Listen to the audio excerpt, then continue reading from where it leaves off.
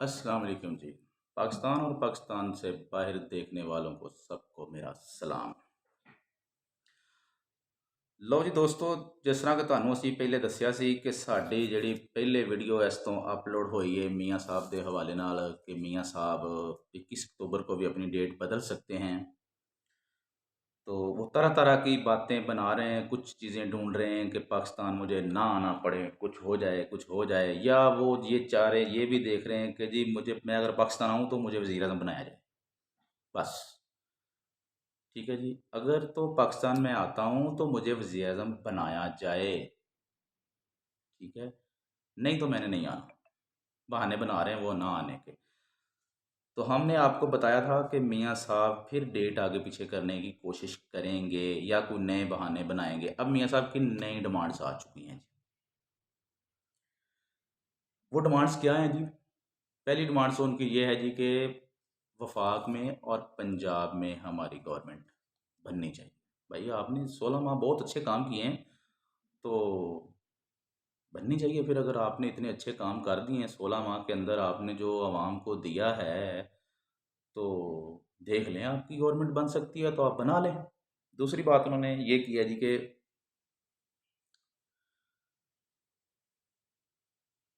Senator, chairman senator Sanjrani साहब को फौरी तौर पर हटा दिया जाए। हो सके तो इलेक्शन से पहले ही हटाने की कोशिश करें इसको, नहीं तो इलेक्शन के बाद कन्फर्म है कि हटाओ इसको। और उनकी जगह से चेयरमैन सेनेट असाक डार साहब को लगाया जाए,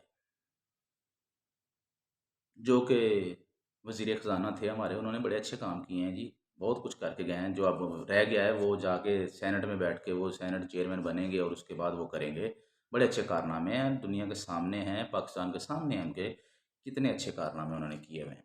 अवाम को उन्होंने मजबूर कर दिया हुआ है मरने के ऊपर, इतनी महंगाई करके गए हैं वो 16 माह के अंदर। तो मियाँ साहब वाजिद हैं जी, इनको सेनेट चेयरमैन बनाएँ। मियाँ साहब, तो आपकी भी सोच के ऊपर आफ़रीन है हम, कि किस तरह के लोग हैं और किस तरह के लोगों की आप फ़ेवर करते हैं कि जी इनको यहाँ पे लगा दें, इनको यहाँ पे लगा दें। तो आपको भी कुछ ख़्याल करना चाहिए अवाम का, अपने लोगों का नहीं, अवाम का ख़्याल करें कि अवाम के लिए कौन अच्छा करता है और कौन नहीं अच्छा करता, आपको ये देखना चाहिए। आगे जी उन्होंने कहा जी,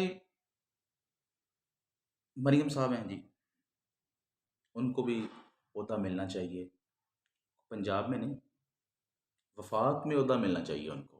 भाई उन्होंने बहुत अच्छे काम किए, उन्होंने भी पता नहीं क्या काम उन्होंने पाकिस्तान के लिए कारनामे किए हुए हैं, जो उनको भी वफाक में ओहदा मिलना चाहिए और एक हाई लेवल ओहदा मिलना चाहिए। और वो ओहदा क्या है जी? वो ओहदा ये है जी, डिप्टी प्राइम मिनिस्टर का ओहदा। वो कह रहे हैं जब परवेज लाई साहब बन सकते हैं डिप्टी प्राइम मिनिस्टर, तो मरियम साहब क्यों नहीं बन सकती जी? अब ये मियाँ साहब के भी बड़े अजीब अजीब से सवाल आ रहे हैं, बड़े अजीब से ये काम आ रहे हैं जी, जो मुस्लिम लीग अंदर बैठे खाते में ये करवाना चाह रही है सारी चीज़ें अपनी। पता नहीं अब मुस्लिम लीग नून क्या करना चाह रही है पाकिस्तान के साथ, क्या नहीं करना चाह रही, अच्छा करना चाह रही है या बुरा करना चाह रही है, कुछ समझ में नहीं आ रहा। जो ये अंदर खाते बातें करते हैं वो बातें बाहर तो आ ही जाती हैं आखिरकार। लेकिन अब ये क्या करना चाह रहे हैं, क्या नहीं करना चाह रहे? मियाँ साहब ने कहा जी आप इलेक्शन जिस तरह के मर्ज़ी करवाएं, जो मर्ज़ी करें इलेक्शनों में, लेकिन मेरी गवर्नमेंट वफाक और पंजाब में होनी चाहिए,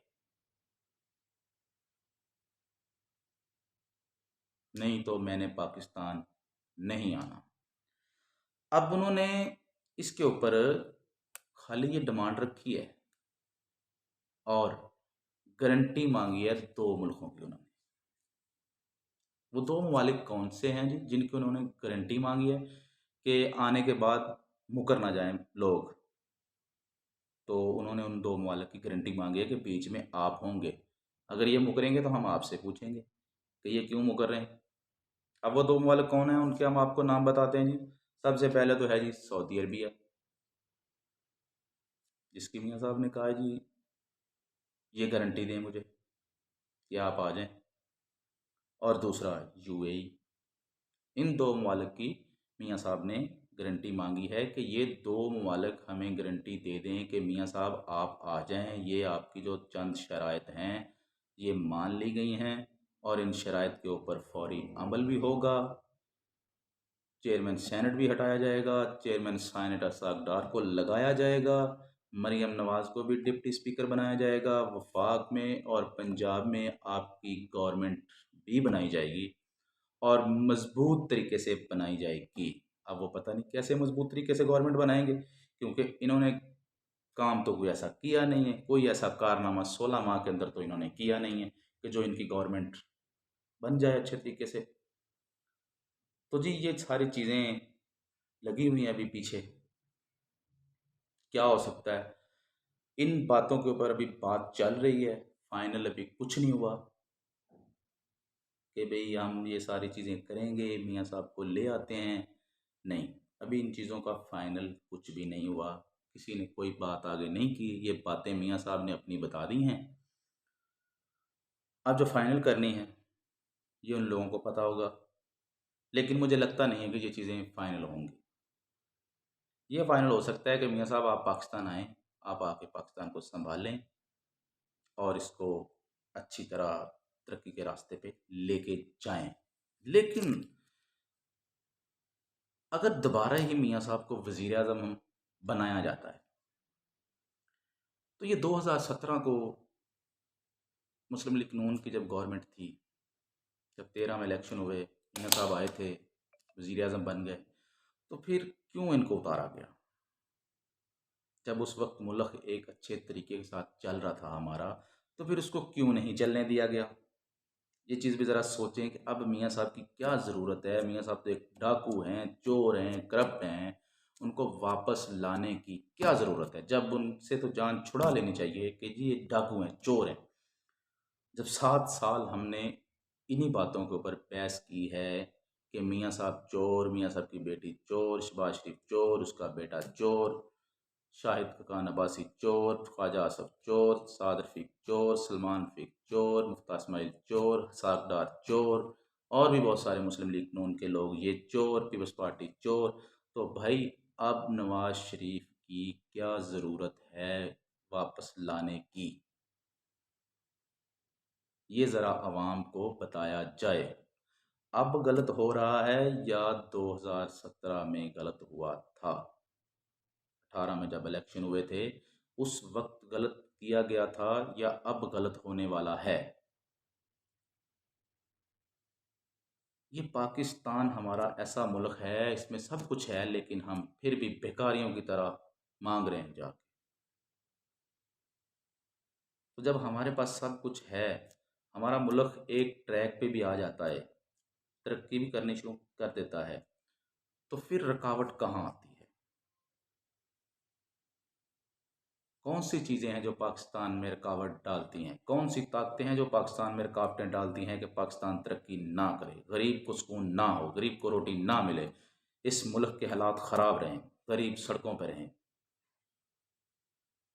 कौन सी ताकत है वो जो हमारे मुल्क को ख़राब कर रही है, हमारे मुल्क को बर्बाद कर रही है? बांग्लादेश हमसे बाद में आज़ाद हुआ और वो कहाँ पहुँच गया? इंडिया हमसे बहुत आगे निकल गया, जो कि हम इंडिया से आगे होते थे। आज इंडिया हमसे आगे चला गया है। 2017 16-17 में इंडिया हमसे बिजली लेने की ख्वाहिश कर रहा था कि मैं पाकिस्तान से बिजली लूं, लेकिन आज इंडिया में वाफर बिजली है, सस्ती है हमसे, और हमारे मुल्क में तो लोगों से बिल नहीं दिए जा रहे। क्या माजरा है, क्या मसला है कि हमारे मुल्क को ख़राब किया जा रहा है? हमें सबसे पहले उन ताकतों को, उन लोगों को देखना चाहिए जो हमारे मुल्क को बर्बाद करने पे लगे हुए हैं। हमें उन लोगों से दूर हो जाना चाहिए। वो जो भी हैं, हमें उन लोगों से दूर हो जाना चाहिए, उनकी बातें मानने से इनकार कर देना चाहिए। फिर ही हमारा पाकिस्तान तरक्की कर सकता है, वरना इसी तरह गरीब रोता रहेगा, मरता रहेगा भूख से, तो कुछ नहीं होगा। हम सबसे पहले फैसला कर लें इस मुल्क के लिए अच्छा कौन है और बुरा कौन है। 2018 में चेयरमैन पीटीआई बहुत अच्छे थे जी, बहुत अच्छे थे। आज वो बुरे हो गए हैं। आज मियाँ साहब अच्छे होने जा रहे हैं कि मियाँ साहब बहुत अच्छे हैं। हो सकता है आने वाले चंद दिनों में मियाँ साहब अब पाकिस्तान आ जाएं तो वो बहुत अच्छे हो जाएंगे। इन लोगों को बुरा कौन कर रहा है, अच्छा कौन कर रहा है, इनके पीछे कौन सी ताकतें हैं, बाहर की ताकतें हैं, तो हमें उनसे छुटकारा पाना चाहिए। हमें अपने पाकिस्तान की और अपनी आर्मी के साथ खड़े होना चाहिए। हमें अपने इदारों के ख़िलाफ़ नहीं जाना चाहिए। हमें अपने अदारे मज़बूत करने चाहिए ताकि इस पाकिस्तान की अदारे हिफाजत करें, और सियासतदान जो इस मुल्क का अच्छा सोचते हैं हमें उनको आगे लेके आना चाहिए, और वो हमारे मुल्क को तरक्की की राह पे लेके जाएं, गरीब को रोटी मिले, गरीब के घर में खुशहाली आए। तो इन चीज़ों के ऊपर ज़रूर सोचिएगा और हमें अपने कमेंट्स में ज़रूर बताइएगा। अल्लाह निगहबान।